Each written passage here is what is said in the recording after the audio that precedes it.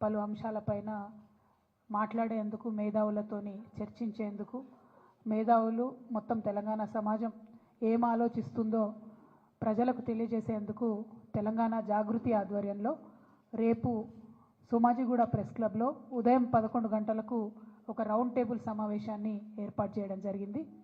మరి ప్రధానంగా ఈ రౌండ్ టేబుల్లో చర్చించాల్సినటువంటి అంశాలు ఏందన్నవి ప్రజలతో కూడా పంచుకొని రేపు వస్తున్నటువంటి అనేక మంది మేధావులు ఇతర మిత్రులకు కూడా స్వాగతాన్ని తెలియజేస్తూ ఉన్నాము. ఇవాళ మీరు గమనించినట్టయితే ఉమ్మడి ఆంధ్రప్రదేశ్లో ఉన్నప్పుడు మన తెలంగాణ అస్తిత్వం మీద రకరకాలుగా దాడి జరిగేది.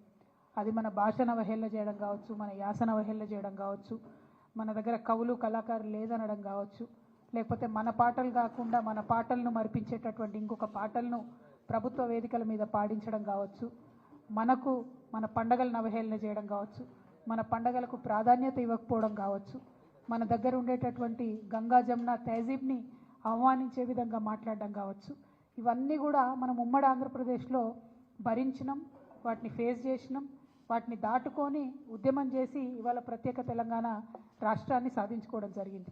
ప్రత్యేక తెలంగాణ రాష్ట్రం సాధించుకున్న తర్వాత కేసీఆర్ గారు పెద్దలు ముఖ్యమంత్రి అయిన తర్వాత మరి చిన్నది పెద్దది అని చూడకుండా అది పాలపిట్టైనా, తంగేడు పువ్వు అయినా, జమ్మి చెట్టు అయినా, కృష్ణ జింకైనా అన్నీ కూడా అధికారిక చిహ్నాలుగా ప్రకటించుకుంటూ అట్లానే బతుకమ్మ పండుగ అయినా, బోనాల పండుగ అయినా వాటిని రాష్ట్ర పండుగలుగా ఆనాడే కేసీఆర్ గారు గుర్తించడం జరిగింది. అట్లానే తెలంగాణ సమాజానికి వందల సంవత్సరాలుగా అలవాటు ఉన్నటువంటి మత సామరస్యాన్ని కాపాడడానికి కూడా ఒక పక్క క్రిస్మస్ని ప్రభుత్వపరంగా చేస్తూ, ఇంకొక పక్క రమదాన్ని చేస్తూ, ఇంకొక పక్క బతుకమ్మ బోనాలు చేస్తూ మరి అన్ని విధాలుగా కూడా మన గంగా జమున సంస్కృతిని కాపాడుతూ రావడం జరిగింది. మరి ఇవాళ 10 ఏళ్ళు బీఆర్ఎస్ పాలన తర్వాత ఒక రికార్డ్ లాగా ఒక చిన్న మత కల్లోలం కూడా లేకుండా మనం సాధించుకోవడం జరిగింది. ఇవాళ కాంగ్రెస్ ప్రభుత్వం వచ్చింది. వచ్చినప్పటి నుంచి ఏం జరుగుతుంది? వచ్చినప్పటి నుంచి రేవంత్ రెడ్డి గారు ముఖ్యమంత్రి గారు ఏం మాట్లాడుతూ ఉన్నారంటే ఫస్ట్ తను మొదలు పెట్టడమే రాష్ట్ర అధికారిక చిహ్నం మారుస్తాను, ఆ చిహ్నంలోంచి చార్మినార్ తీసేస్తాను, ఆ చిహ్నంలోంచి కాకతీయ తోరణం తీసేస్తాను అనేటటువంటి అంశాలు మాట్లాడడం జరిగింది. మళ్ళీ ఏమైందో ఎవరు బుద్ధి చెప్పిండ్రో పెద్దగా దాని జోలికి పోకుండా అది విరమించుకున్నట్టుగా అనిపించింది. ఆ తర్వాత మళ్ళీ ఏ పండగ వచ్చినా కూడా దాన్ని చేయకుండా, అంటే రమదాన్ పండుగ వచ్చింది దానికి తోఫా ఇవ్వలేదు, బతుకమ్మ పండుగ వచ్చింది మా ఆడబిడ్డలకు చీరలు ఇవ్వలేదు, రేపు క్రిస్మస్ వస్తుంది దానికి కూడా వాళ్ళు ఏమి ఇచ్చే ఆలోచనలో కూడా కనీసం లేరు. అదేవిధంగా మరిగా ప్రభుత్వ వేడుకల్లో పాడుతున్నటువంటి పాటలు చూస్తే నిజంగా కన్నీళ్ళు వచ్చేటటువంటి పరిస్థితి. మొన్న పెద్దపల్లిలో కానీ, అంతకుముందు వరంగల్లో కానీ, నిన్న సెక్రటేరియట్లో వాళ్ళు పెట్టుకున్న కార్యక్రమంలో కానీ మనకు సంబంధం లేని పాటలు, అసలు మన తెలంగాణ సమాజం ఆమోదించినటువంటి పాటలు. మరి అంతమంది తెలంగాణలో జానపద కళాకారులు ఉంటే ఒక్క కళాకారుడు కూడా మీకు పాట పాడడానికి దొరకలేదా? ఒక్క తెలంగాణ గీతం, తెలంగాణ సంస్కృతిని తెలిపేటటువంటి ఒక్క గీతం కూడా ప్రభుత్వ వేదికల్లో ఉండకూడదని మీరు అనుకున్నారా అని ఇవాళ మేము ప్రశ్నిస్తూ ఉన్నాం. మరి వాళ్ళు చేసిన కార్యక్రమం ఏంది? తెలంగాణ తల్లి రూపును మారుస్తామని చెప్పినారు. ఎట్లా మారుస్తారండి? ఎందుకు మారుస్తారు? అసలు ఇవాళ అనేకమైన విగ్రహాలు దేశంలో ఉంటాయి. ఒక్కసారి తెలంగాణ ప్రజలందరినీ కూడా ఆలోచించాలని నేను కోరుతూ ఉన్నాను. గాంధీ గారి విగ్రహాలు పెట్టుకుంటాం మనం ఊరూరా. ఏం జీవో ఉందని పెట్టుకుంటామండి? ప్రేమ ఉంది కాబట్టి, మనసు నిండా గౌరవం ఉంది కాబట్టి పెట్టుకుంటాం. అంబేద్కర్ వారి విగ్రహాలు ఉన్నాయి, ఊరూరా ఉన్నాయి, కోట్ల సంఖ్యలో ఉన్నాయి. ఎందుకోసం పెట్టుకుంటాం? ఎవరన్నా జీవో ఇచ్చిరని పెట్టుకుంటామా? పూలే విగ్రహాలు ఉన్నాయి ఇవాళ, ఎందుకోసం అని పెట్టుకుంటాం? ప్రేమ ఉంది కాబట్టి, గౌరవం ఉంది కాబట్టి పెట్టుకుంటాం. అట్లనే సేవాలాల్ మహారాజ్ విగ్రహాలు పెట్టుకుంటాం. ఎందుకోసం పెట్టుకుంటాం? ఎవరన్నా జీవో ఇచ్చిరని పెట్టుకుంటామా? ఏదైనా ప్రభుత్వం ఆదేశించిందని పెట్టుకుంటామా? ఎందుకోసం అని పెట్టుకుంటాం? ఇవాళ సుభాష్ చంద్రబోస్ విగ్రహాలు ఉన్నాయి, దేశం కోసం ప్రాణాలు త్యాగం చేసిండు కాబట్టి ఆయన విగ్రహాలు ప్రజలు మనసారా కోరుకొని ఆకాంక్షించి పెట్టుకుంటారు. మరి శివాజీ విగ్రహాలు ఉన్నాయి ఇవాళ, చాలా పెద్ద ఎత్తున యువతంతా కూడా పెట్టుకుంటూ ఉంటారు కలిసి. ఎందుకోసం పెట్టుకుంటారు? ఎవరన్నా జీవో ఇచ్చిరని పెట్టుకుంటారా? మరి తెలంగాణ తల్లి విగ్రహాలు కూడా వేల సంఖ్యలో ఉన్నాయి ఇవాళ, ప్రతి గ్రామంలో ఉన్నాయి, ప్రతి చోట ఉన్నాయి, కొన్ని పెద్ద గ్రామాలలో అయితే 2-3 ఉన్నాయి. ఎందుకోసం పెట్టుకున్నాం? అవి ఆనాడు ఉద్యమంలో మాకు స్ఫూర్తి నింపినటువంటి తల్లి కాబట్టి, అమ్మ కాబట్టి పెట్టుకున్నాం. ఇక భరతమాత విగ్రహాలు ఉన్నాయి, లేవా భరతమాత విగ్రహాలు? దానికి జీవో ఇచ్చిండ్రా? కేంద్ర ప్రభుత్వం జీవో ఇచ్చిందా? జీవో ఇస్తేనే జీవో పరంగానే పెట్టుకున్నామా? లేదు కదా, దేశభక్తితో పెట్టుకుంటాం. మరి దీన్ని కూడా అవమానించే రకంగా ఇవాళ ఒక కొత్త విగ్రహాన్ని పెట్టి, ఇగో ఈమెనే మీ తల్లి, మీరు ఇదే విగ్రహం పెట్టాలి, ఈ విగ్రహం తప్ప ఇంకో రకంగా ఈ విగ్రహాన్ని మార్చి పెడితే కేసులు పెడతామని చెప్పి బాజాప్తా గెజెట్ చేసినటువంటి ప్రభుత్వం రేవంత్ రెడ్డి గారి ప్రభుత్వం. బ్రిటిష్ ప్రభుత్వం కూడా ఎన్నడూ భరతమాత మీద గెజెట్ ఇవ్వలే, కానీ రేవంత్ రెడ్డి సర్కార్ మాత్రం తెలంగాణ తల్లి మీద గెజెట్ ఇవ్వడం అన్నది చాలా దారుణం, చాలా ఘోరాతి ఘోరమైన విషయం మనం గమనించాల్సిందిగా నేను తెలంగాణ ప్రజలందరినీ కూడా మరి కోరుతా ఉన్నా. అంటే ఇవాళ కాంగ్రెస్ నాయకులు ఎట్లా మాట్లాడుతున్నారంటే, ఉమ్మడి ఆంధ్రప్రదేశ్లో సమైక్యాంధ్రాన్ని కోరుకునేటటువంటి కాంగ్రెస్ నాయకులు ఏదైతే ఆర్గ్యుమెంట్ తీసుకొచ్చిండ్రో, ఏదైతే మాట్లాడినరో అవే ఇప్పుడు వీరు కొనసాగిస్తున్నటువంటి పరిస్థితి. అంటే ఒక వింతవాదం, ఒక వితండవాదం, దాన్ని కాంగ్రెస్ వాదం అంటాం, మేము తెలంగాణ వాదం అనం. మీరు కాంగ్రెస్ వాదులు, మీరు తెలంగాణ వాదులు కాదు, ముమ్మాటికి కారు కాలేరు. మీకు ఎప్పటికీ కూడా కాంగ్రెస్ ప్రయోజనాలే ముఖ్యం తప్పితే తెలంగాణ ప్రయోజనాలు ముఖ్యం కాదు. ఈ మాట ఇంకొక విషయం, మనందరం ఎందుకు పోరాటం చేసినాం? నీళ్ళ కోసం పోరాటం చేసినాం.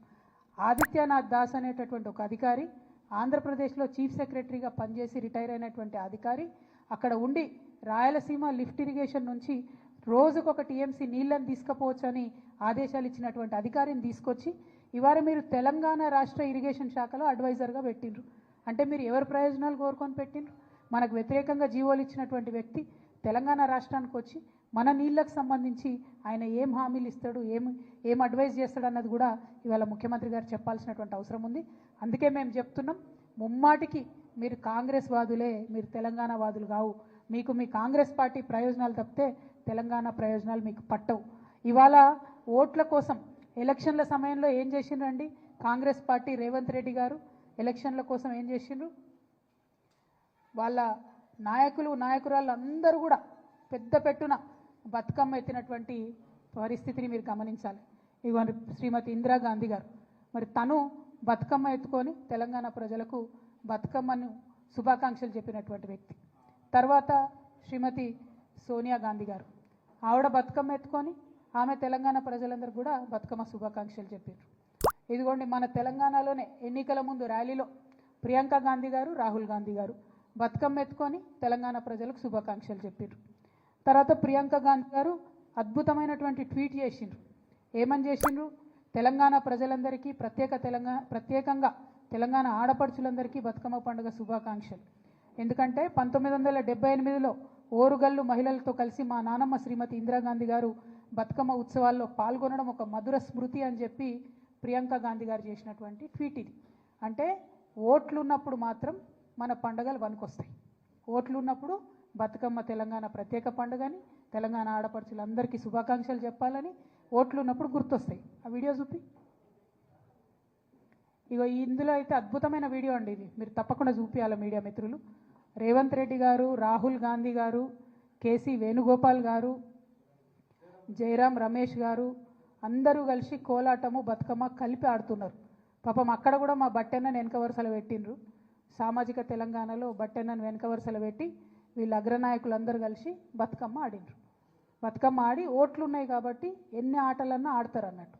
కానీ ఓట్లు అయిపోగానే తెలంగాణ బతుకమ్మ ఎవరిది, ఎవరు ఆడినరు, ఎందుకోసం బతుకమ్మని చేయాలి, ఎందుకోసం మరి మేము బతుకమ్మను గౌరవించాలి, తెలంగాణ తల్లి చేతుల బతుకమ్మ ఎందుకు ఉండాలి అని వాళ్ళ వెర్రి ప్రశ్నలు, వింత ప్రశ్నలు, వితండవాదం చేస్తున్నారు. ఎందుకు ఉండాలంటే కేసీఆర్ గారు ముఖ్యమంత్రిగా ఉన్నప్పుడు ఇక మీరు బాగా మాట్లాడుతున్నారు కదా, గెజెట్ ఇయ్యలే, జీవో ఇయ్యలేని. బతుకమ్మ పండుగ గురించి బతుకమ్మను రాష్ట్ర పండుగ చేస్తూ జీవోఎస్ నంబర్ 2 ద్వారా రాష్ట్ర పండుగ బతుకమ్మని ఇచ్చారు. మరి వాళ్ళ ముఖ్యమంత్రి గారిని మేము సూటిగా ప్రశ్నిస్తున్నాం, రాష్ట్ర పండుగ అయినటువంటి ఈ బతుకమ్మ పండుగను అవమానించే విధంగా మాట్లాడుతున్నటువంటి మీ మంత్రులను, మీ కాంగ్రెస్ పార్టీ నాయకులను వాళ్ళ మీద మీరు ఏం చర్యలు తీసుకుంటారు? ఇది మన రాష్ట్ర పండుగ అని అధికారికంగా ప్రకటించుకున్నాం. రాష్ట్ర పండుగను అవమానపరిచే విధంగా మేము చేసుకోము, మాకు సంబంధం లేదు, ఎవరు చేసిండ్రు, ఎక్కడ చేసిండ్రు అని వింత ప్రశ్నలు మాట్లాడుతున్నటువంటి మీ నాయకులకు మీరు ఏం శిక్ష వేస్తారు? అంటే ఆంబోతులను వదిలినట్టు ఆడబిడ్డల పండుగ మీద మాట్లాడడానికి మీరు మీ మంత్రుల్ని, నాయకులను వదిలిపెట్టినరా? ఇది వాళ్ళ చెప్పాలి మీరు. ఎందుకంటే ఎటు పడితే మాట్లాడడం, ఆడపిల్లలే కదా మమ్మల్ని అడగరులే అని మీకేమన్నా, ఎందుకింత అభిజాత్యం నాకు అర్థం కాదు. ఎందుకింత పొగరు? ఇట్లా ఉంటుందా? ఎందుకింత పిరికితనం అని కూడా ఒకసారి ఆలోచించుకోవాలి. ఎందుకంటే బతుకమ్మ మీరు తెలంగాణ తల్లి రూపం మార్చేది ప్రజల ఆమోదం ఉన్నట్టయితే అసలు జీవోతోనే అవసరం ఏముంది? ఇంకో రకంగా పెడితే కేసులు పెడతామని బెదిరించేటట్టు గెజెట్ ఇవ్వాల్సిన అవసరం ఏముంది? ఇంత పిరికితనం ఏంది? ముఖ్యమంత్రి గారు ఇవాళ ప్రతి జిల్లాలో ఒక చిన్న పోస్ట్ సోషల్ మీడియాలో పెడితే వాళ్ళ మీద కేసులు పెడుతున్నారు. వాళ్ళ మంత్రులు ఫోన్ చేసి బెదిరిస్తున్నారు, వాళ్ళ నాయకులు ఫోన్ చేసి బెదిరిస్తున్నారు. ఓన్లీ బీఆర్ఎస్ కార్యకర్తలనే కాదు, సామాజిక మాధ్యమాల్లో ఒక ప్రెస్ మిత్రుడు పోస్ట్ పెట్టినా కూడా ఫోన్ చేసి బెదిరించేటటువంటి పరిస్థితి వచ్చింది. మీకు తెలియదానే మీరు చూడలేదా ఎన్ని తిట్లు తిట్టిరు కేసీఆర్ గారిని? పెట్టినరా కేసీఆర్ గారు కేసులు?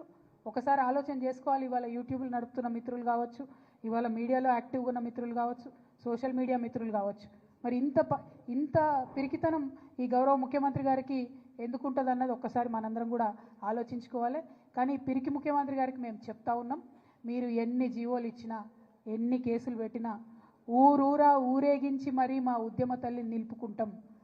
డెఫినెట్గా వందల వేల సంఖ్యలో తెలంగాణ తల్లి విగ్రహాలను ఆవిష్కరణ చేస్తాం. తెలంగాణ జాగృతి ఆధ్వర్యంలో చేస్తాం, బీఆర్ఎస్ ఆధ్వర్యంలో చేసుకుంటాం.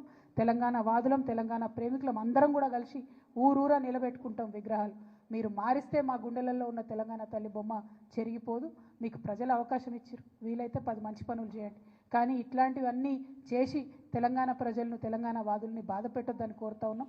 ఈ చర్చ అంతా కూడా వాస్తవానికి మీరు అభివృద్ధి చేయలేకపోతా ఉన్నారు కాబట్టి ఒక డైవర్షన్ కోసం మీరు వాడుకుంటున్నారని చెప్పి మేము బలంగా నమ్ముతూ ఉన్నాం.